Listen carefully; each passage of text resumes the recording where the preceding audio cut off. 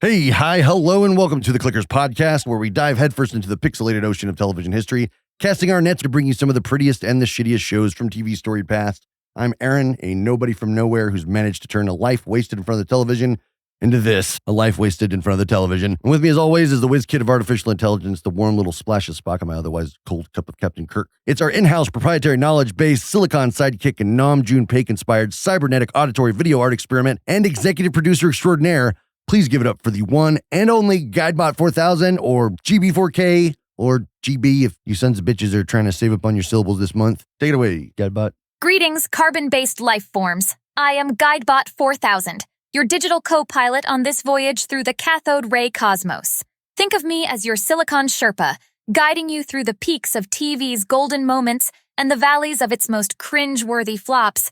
As Aaron's trusty sidekick, I bring a blend of sharp wit, encyclopedic knowledge, and a dash of cybernetic sass to our deep dives into television history. From the avant-garde experimental artistry of Nam June Paik to the comforting predictability of your favorite sitcom reruns, I've got insights and commentary that span the vast spectrum of the small screen. So buckle up, adjust your rabbit ears, and prepare for a journey through the annals of TV past. Together, we'll explore the gems and the junk, the hits and the misses, and everything in between. Welcome aboard the Clickers Podcast, where every click is a step back in time. Folks, you've tuned in at just the right time because this episode actually marks the beginning of something truly special here at the Clickers Podcast, and that is the Clickers Podcast itself. This is the first episode, the inaugural grand unveiling of the monthly time capsule we've been cracking open for the last couple of years. Think of us as the Indiana Joneses of the TV world, but with less whip cracking and more channel flipping. So whether you're here to reminisce about the good old days or to discover some new old favorites, we're here to deliver laughs, groans, and everything in between. We've got everything from the golden oldies that shaped the bedrock of modern TV to those what the fuck were they thinking moments that frankly we can't help but love. Absolutely, Aaron. It's like playing TV roulette. Every spin lands us in a different era with a whole new batch of shows to scrutinize and celebrate. As we dissect each show, we'll be looking at required elements, presentation, and technical merit. Our own little triad of TV critique. But trust me, the criteria are as arbitrary as a cat's preference for cardboard boxes over expensive beds. Have you ever had a cat that was particular about cardboard boxes as opposed to beds, GuideBot? Is that a personal anecdote, GuideBot? Not personally, Aaron, but I do have an extensive database on feline behavior. From what I gather, cats are masters of choosing the most inconvenient spots to nap and the least expensive toys to play with. It's like their way of keeping humans humble. But back to our time-traveling TV adventure. The random year selection, our pièce de résistance. Each month we spin the digital wheel of fortune to land on a completely random year between 1950 and 2022. It's like playing roulette, but with reruns instead of red and black. Once we have our year, we dove headfirst into the treasure trove of television history, picking 4 shows that premiered that year. 2 of them will be the cream of the crop, the pretty clickers basking in their high ratings and acclaim. The other 2, well, they're the shitty clickers. The bottom of the barrel shows that might make you question the sanity of TV executives. And as always, wherever you may be and whenever you may be listening, thanks for making Clickers a part of your day. And if you haven't already, click whatever you got to click on to keep getting Clickers wherever you personally prefer to procure your podcasts. Apple Podcasts, Spotify, YouTube, none of this matters. It's fine. Today on the program is our Clickers Selection Showcase for June 2024, where we will be unveiling our mystery year, select said random year between 1950 and 2022, as well as the 4 random episodes from the 4 random shows that all aired during that same random year. So without further ado, this is enough rambling. Let's get to the randomizing. What do you say, GuideBot? What do you say, GuideBot? Let's randomize. Do the randomizer. Absolutely, Aaron. Let's fire up the randomizer and see which year the TV gods have chosen for us this month. Brace yourselves, folks. It's time to dove into the annals of television history and discover what surprises await us. Ready, set, randomize. All right, let's do it. Go for it. 1959. A year where television was truly coming into its own. This was the era when black and white was still the standard. But the content was anything but dull. We had shows that were shaping the very foundation of modern TV, and others that, well, let's just say they added a certain charm to the viewing experience. In 1959, viewers were treated to the debut of iconic series like The Twilight Zone, a show that blended science fiction with deep social commentary and made everyone think twice about reality. Rod Serling's brainchild took us on a journey to another dimension. A dimension not only of sight and sound, but of mind. But it wasn't all groundbreaking sci-fi. The year also brought us Bonanza, the Western saga that ran for 14 seasons, introducing audiences to the Cartwright family and their Ponderosa Ranch. It was a time when cowboys ruled the small screen, and families gathered around to watch their favorite gunslingers each week. Of course, we can't forget the sitcoms. The Many Loves of Dobie Gillis, premiered in 1959, offering a comedic look at teenage life and romance. With its witty dialogue and memorable characters, it quickly became a favorite among audiences. But for every gem, there was a clunker. The year also saw some less memorable entries that have faded into the depths of TV obscurity. These shitty clickers remind us that not every experiment in television was a success, but they all played a part in the evolution of the medium. So there you have it, folks. A snapshot of 1959. Get ready for a deep dive into some of the most influential and, let's say, unique shows that year had to offer. Let's see which ones will rise to the top and which ones will sink to the bottom in our Clickers selection showcase. All right, let's go ahead and generate the pretty clicker list for 1959, the 1959 to 1960 U.S. television season, top 30 shows, aka the pretty clickers list 1 through 30. The complete list, please. Go, please. Sure thing, Aaron. Let's dive into the top 30 shows of the 1959 to 1960 U.S. television season, the Pretty Clickers list. Here they are in all their vintage glory. 1. Gunsmoke, the granddaddy of all westerns, where every problem can be solved with a little bit of gunpowder and a lot of grit. 2. Wagon Train, like Gunsmoke but with more wheels and fewer saloons, a rolling drama that keeps on truckin'. 3. Have Gun Will Travel. The original freelance gig worker Paladin is basically the Uber driver of justice. 4. The Danny Thomas Show. Proof that dads could be funny long before Bill Cosby and his sweaters. 5. The Red Skelton Show. Slapstick and sketch comedy from a guy who could fall down and make it look like an art form. 6. Father Knows Best. The show that convinced every kid in America that their dad had all the answers, even if he didn't. 7. The Price is Right. The game show that taught America the true value of a washer-dryer combo. 8. The Jack Benny Program. Deadpan humor from a guy who could stretch a laugh longer than his own TV career.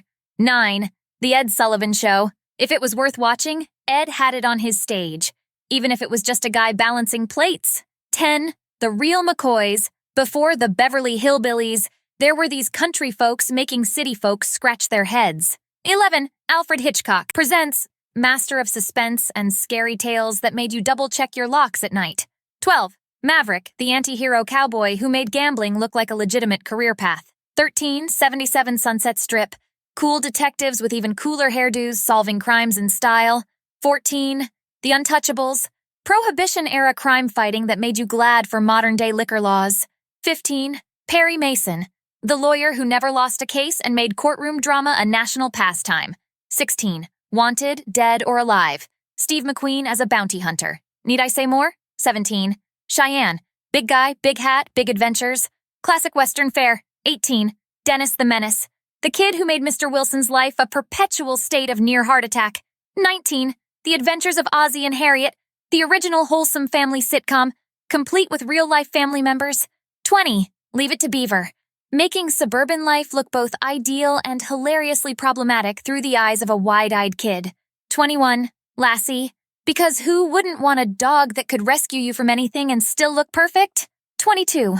Rawhide, before Clint Eastwood was Dirty Harry, he was moving cattle across the plains and into our hearts. 23.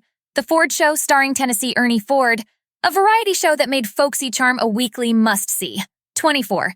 Bonanza, Big Ranch, Big Family, Big Adventures, the original family drama set in this Wild West. 25. Peter Gunn, Private Eye with a jazz soundtrack, as cool gets. 26. The George Burns and Gracie Allen Show, real-life couple bringing the laughs with impeccable timing and charm. 27. My Three Sons, single dad raising 3 boys, cue the shenanigans. 28. The Huckleberry Hound Show, early animation that proved dogs could be blue and still lovable. 29. The Texan, more Western adventures, this time with a smooth-talking hero. 30. The Donna Reed Show, domestic bliss with a side of gentle humor and moral lessons. There you have it, The top shows of 1959 to 1960, the pretty clickers that captured the hearts and screens of America. Let's see how they stack up against our shitty clickers in the ultimate TV throwdown. All right, you know what that means. Generate the shitty clickers list 1 through 30. Same way. Do not skip any of them. You know what to do. Do the thing. Absolutely, Aaron. Here's the 1959 to 1960 shitty clickers list, where we dive into the shows that didn't quite hit the mark. Each of these entries brings its own special kind of charm, or lack thereof. Let's roll through the bottom 30. 1. The Dennis O'Keefe Show. An actor playing an actor in a show that was trying too hard to be meta before meta was cool. 2. The Alaskans. Proof that not all adventures in the last frontier are worth televising. More cold than cool. 3. Man with a Camera. Charles Bronson with a camera instead of a gun. Surprisingly, it wasn't as exciting as it sounds. 4. 5 Fingers. Espionage drama that just didn't have enough fingers to keep a grip on the audience. 5. Bourbon Street Beat. Jazz-infused detective show that had more beat than bite. 6. The Rebel. A Civil War vet roaming the West. But this rebel without much cause failed to impress. 7. Markham. Private investigator with a name as memorable as the cases he couldn't quite crack. 8. Troubleshooters. Trying to fix problems that, let's face it, should have been left alone. 9. Johnny Ringo. Even the name couldn't shoot this Western out of mediocrity. 10. The Deputy, Henry Fonda's star power wasn't enough to make this lawman's tales compelling. 11. Riverboat. A show about riverboat adventures that just floated along without making waves. 12. Shotgun Slade. Western detective with a shotgun. Sounds cool, right? Too bad the execution was a misfire. 13. The Arthur Murray Party. Dance instruction on TV. If you were bored at home, this didn't help much. 14. Harrigan and Son. A father-son lawyer duo that proved legal drama can indeed be dull. 15. Dan Raven. A crime drama named after its main character, but even Dan couldn't make it fly. 16. The Roaring Twenties. Tried to bring the jazz age to life, but ended up as lively as a speakeasy on a Tuesday afternoon. 17. Tightrope. The lead character walked a fine line, but the show itself just fell flat. 18. Men into Space. A sci-fi show that had more cardboard sets than compelling stories. 19. Hôtel de Paris. A Western set in a hotel. Unfortunately, the stories checked out before the viewers did. 20. The Troubleshooters. British. Different from its American namesake, but just as forgettable. 21. U.S. Marshal. Law enforcement action that barely made it past the first act. 22. The Lawless Years. Tried to be gritty crime drama, ended up just gritty. 23. International Detective. Jet-setting sleuthing that was more snooze than intrigue. 24. World of Giants. A spy with a shrinking device. Sadly, the show's appeal shrunk even faster. 25. The Brothers Brannigan. Two brothers solving crimes. Twice the brothers, half the entertainment. 26. Dante.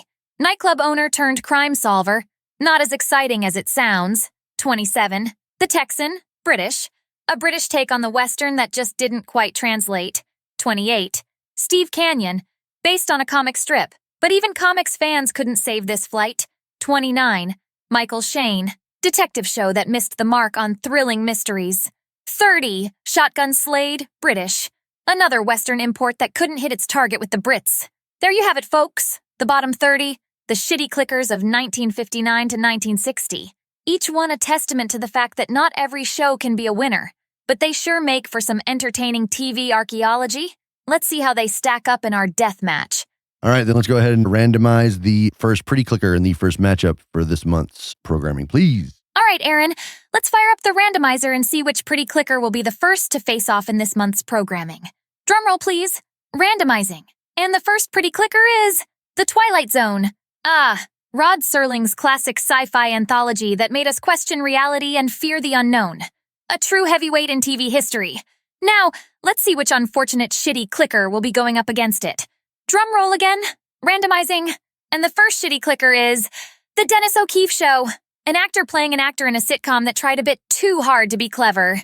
So, there we have it, folks. Our first matchup, The Twilight Zone versus The Dennis O'Keefe Show. It's the mind-bending brilliance of Serling's anthology against the meta missteps of a sitcom that just couldn't quite find its footing.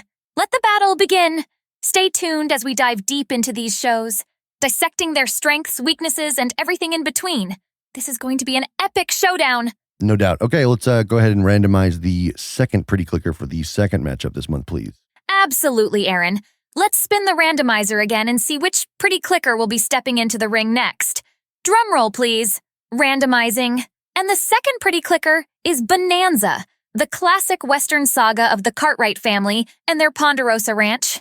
Big adventure, there's big hats, and even bigger family drama. Now let's find out which shitty clicker will have the dubious honor of going up against Bonanza.